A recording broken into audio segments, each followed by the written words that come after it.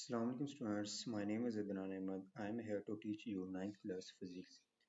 बच्चों आज हम 7 चैप्टर करेंगे डिस्कस जिसका सेकंड टॉपिक है टेम्परेचर एंड हीट।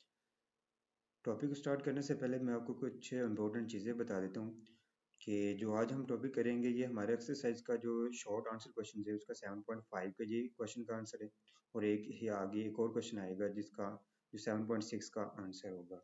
ठीक है, सो लेक्चर हम अपना स्टार्ट करते हैं कि बेटा जब हम किसी भी चीज़ को जो आइस वगैरह को अगर हम टच करते हैं तो हम फील करते हैं वो कोल्ड होती है। ठीक है, इस तरह जब हम अपने फिंगर्स को डिप करते हैं वार्म वाटर में तो हम फील करते हैं कि वो हॉट होता है। तो हम अपने सेंस से बता रहे होते हैं कि कोई भी ऑब्जेक्ट वो कोल्डर है या हॉटर है। ठीक है, सो किसी भी ऑब्जेक्ट के बारे में बता देना कि वो हॉटर है या कोल्डर है उसको हम बोलते हैं टेम्परेचर। ठीक है, सो इसकी डेफिनेशन हम पढ़ते हैं। Temperature of a body is defined as a degree of its hotness और कोल्डनेस।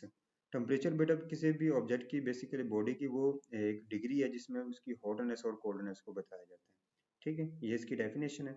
और इसमें जो हमारे एक्सरसाइज का शॉर्ट क्वेश्चन इसमें साथ में आप जो चीज़ें ऐड करेंगे वो ये कि आप इसकी क्वांटिटी बताएंगे कि कौन सी है। तो टेम्परेचर बेटा हमने फर्स्ट चैप्टर में भी पढ़ा था कि जो हमारे पास टेम्परेचर है बेसिकली ये एक बेस क्वांटिटी है। ठीक है, जहाँ पे हमने 7 क्वांटिटीज को पढ़ा था वहाँ पे टेम्परेचर भी था। ठीक है, फर्स्ट यूनिट में। तो इसका जो यूनिट है हमारे पास वो है केल्विन, जो हम ऐसे यूनिट में यूज करते हैं वो है केल्विन। ठीक है, इसके बाद हमारे पास आ जाता है कि अगर हम कॉमनली देखें तो हम किसी भी ऑब्जेक्ट की जब हीट प्रोवाइड करते हैं तो बेसिकली उसका हम टेम्परेचराइज कर देते हैं। इस तरह जो हीट किसी भी जो process of heating provides heat और थर्मल एनर्जी। तो मैंने आपको पहले भी बताया था पहले लेक्चर में भी कि हीट हमारे पास बेसिकली एक थर्मल एनर्जी होती है। ठीक है, जिसको हम थर्मल एनर्जी भी बोलते हैं। To the body which is the cause of the rise in temperature. तो जैसे हम किसी भी ऑब्जेक्ट के प्रोसेस ऑफ हीटिंग करते हैं, ऑब्जेक्ट को हीट अप करते हैं तो उसमें बेसिकली हम उसका टेम्परेचर इंक्रीज कर देते हैं। इसके बाद हमारे पास यहाँ पे एक एक्टिविटी है। ठीक है, और इस एक्टिविटी से पहले मैं आपको एक चीज़ इंपॉर्टेंट की पॉइंट बता देता हूँ। वो ये कि हमारे पास जो हॉटर बॉडीज़ होती हैं उनको हम उसका जो टेम्परेचर होता है वो हमेशा हाई होता है। ठीक है, मतलब जो हमारे पास हॉटर ऑब्जेक्ट होते हैं बॉडीज़ होती हैं उनका जो टेम्परेचर होता है हमेशा हाई होता है एज़ कम्पेयर टू हमारे पास जो कोल्डर बॉडीज़ होती हैं। ठीक है, ये इंपॉर्टेंट एमसीक्यूज है। एमसीक्यूज में ये पूछा जा सकता है कि हॉटर बॉडी का जो टेम्परेचर वो तो हाई होता है या लोअर होता है। तो ये हमेशा हाई होता है। ठीक है, अब यहाँ पे हमारे पास एक एक्टिविटी है। तो एक्टिविटी में क्या करना है, आपने एक कप ले टी का कप ले लेना है, एक थर्मोमीटर ले लेना है और एक मेटल स्पून ले लेनी है। ठीक है, और आपने उस कप टी के कप में आपने एक वार्म वाटर ले लेना है और हॉट वाटर उसमें आपने पुट कर देना है। पुट करने के बाद आप क्या करेंगे कि उसको उसमें आपने अपना जो एक स्पून है उसको रख के इससे ट्रिक करना है, उसको घुमाना है। ठीक है, उसके बाद आप ये ऑब्जर्व करेंगे कि जो हमारे पास कप है उसका टेम्परेचर है एज वी नो कि वो हॉट है, गर्म है, ज़्यादा टेम्परेचर होगा। और इस तरह जो स्पून है उसका टेम्परेचर कम होगा। तो आप कुछ देर के बाद ऑब्जर्व करेंगे जो हमारे पास स्पून है वो हीट अप हो चुकी होगी। इट्स मीन कि हमारे पास जो टेम्परेचर है बेसिकली उसने फ्लो किया है from hot body to cold body या hot object to cold object. So हम इसकी अदर डेफिनेशन करते हैं इसके अकॉर्डिंग कि हमारे पास बेसिकली टेम्परेचर ने फ्लो किया, इट्स मीन इसकी कुछ ना कुछ डायरेक्शन होगी। तो उसके अकॉर्डिंग इसकी डेफिनेशन है temperature can be defined as a physical quantity which determine the direction of flow of thermal energy। तो टेम्परेचर बेसिकली हमारे पास एक फिजिकल क्वांटिटी है। ठीक है, ये इंपॉर्टेंट एमसीक्यूज है कि टेम्परेचर हमारे पास कौन सी क्वांटिटी है, एक फिजिकल क्वांटिटी। और मैंने आपको पहले भी बता दिया ये एक बेस क्वांटिटी भी है। तो that determine the direction of flow of thermal energy, जो कि हमें थर्मल एनर्जी की डायरेक्शन को बताता है कि इसकी डायरेक्शन क्या होगी। ठीक है, इसके बाद हमारे पास आ जाता है दिस मीन्स, इसका मतलब ये हुआ कि जो हमने स्टेटमेंट में पढ़ी कि that thermal energy is transferred from one object to another object due to temperature difference of the two bodies. It's mean कि हमारे पास जो थर्मल एनर्जी बेसिकली ये फ्लो करती है एक ऑब्जेक्ट से दूसरे ऑब्जेक्ट की तरफ due to difference of two bodies. इन दोनों के जो दो ऑब्जेक्ट्स होते हैं उनके दरमियान टेम्परेचर की डिफरेंस की वजह से जो हीट होती है वो ट्रांसफर होती है। सो हम इसके अकॉर्डिंग हीट के हम डेफिनेशन कुछ इस तरह से करते हैं कि हीट, ये मैं आपको बताता चलूँ कि हमारे पास जो शॉर्ट आंसर क्वेश्चन है एक्सरसाइज का 7.6 ये उसका आंसर भी है कि हीट इज द एनर्जी।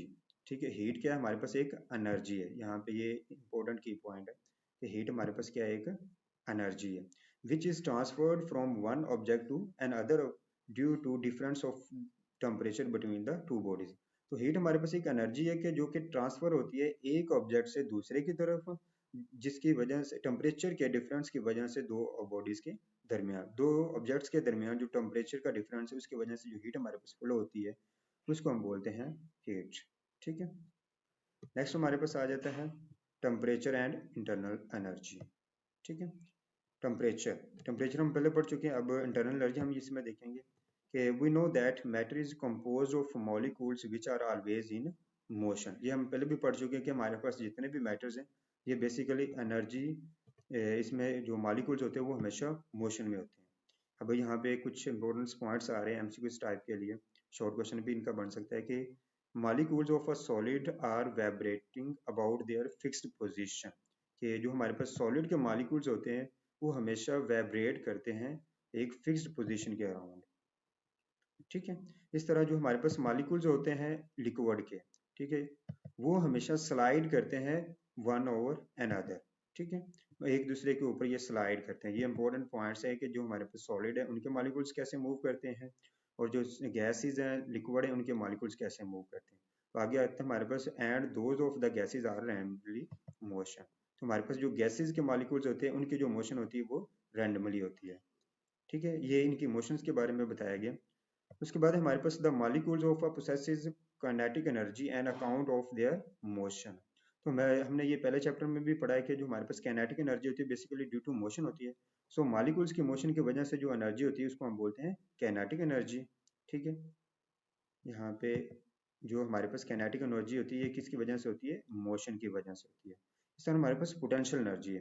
अब जो पोटेंशियल एनर्जी होती है is also associated with the molecules because of their attractive forces. तो पोटेंशियल एनर्जी हमारे पास होती है ड्यू टू अट्रैक्टिव फोर्सेस। ठीक है, ये एमसीक्यूज में भी पूछा जा सकता है और वैसे भी शॉर्ट बन सकता है कि हमारे पास पोटेंशियल एनर्जी और काइनेटिक एनर्जी कैसे अकर्स होती हैं।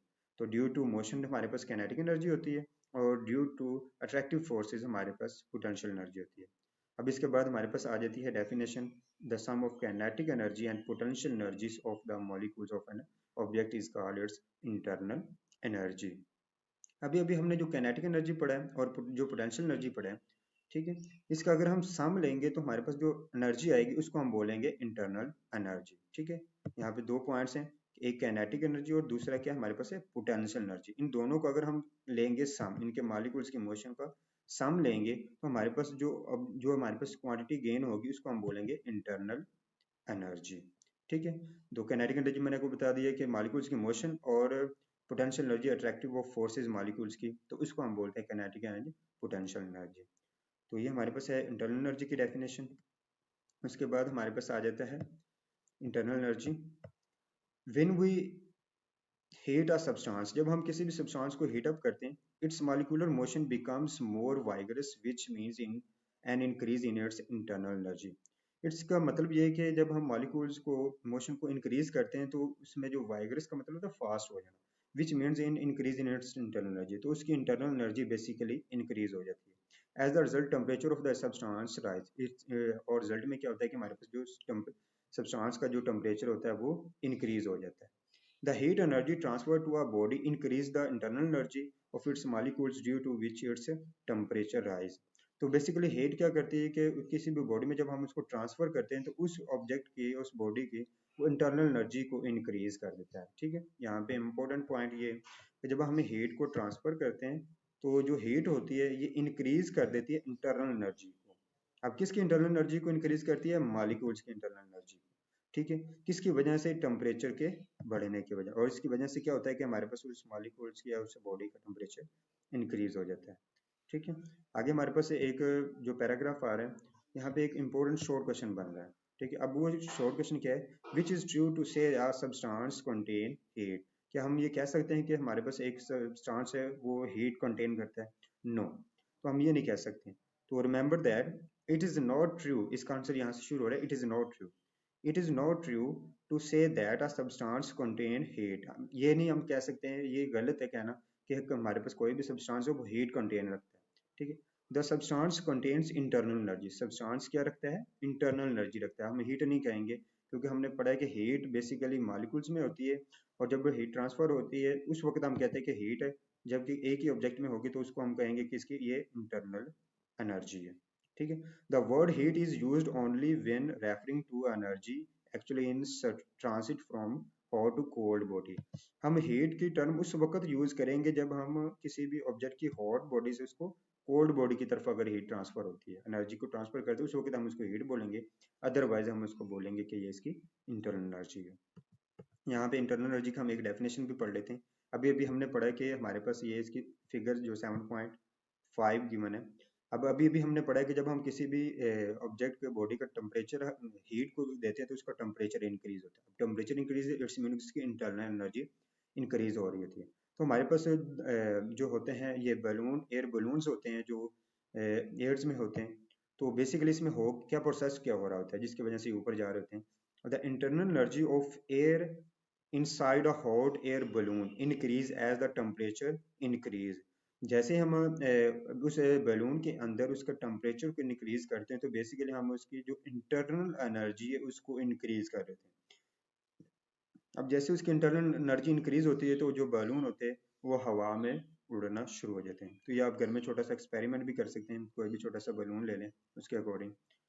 तो ये इसकी एग्जांपल है इंटरनल एनर्जी की। तो आई होप स्टूडेंट्स आपको ये टॉपिक अच्छे से क्लियर होगा। तो अगर किसी भी स्टूडेंट्स को कोई भी क्वेश्चन है तो आप इनबॉक्स में पूछ सकते हैं। तो अपना बहुत सारे ख्याल रखिएगा। अल्लाह हाफिज़।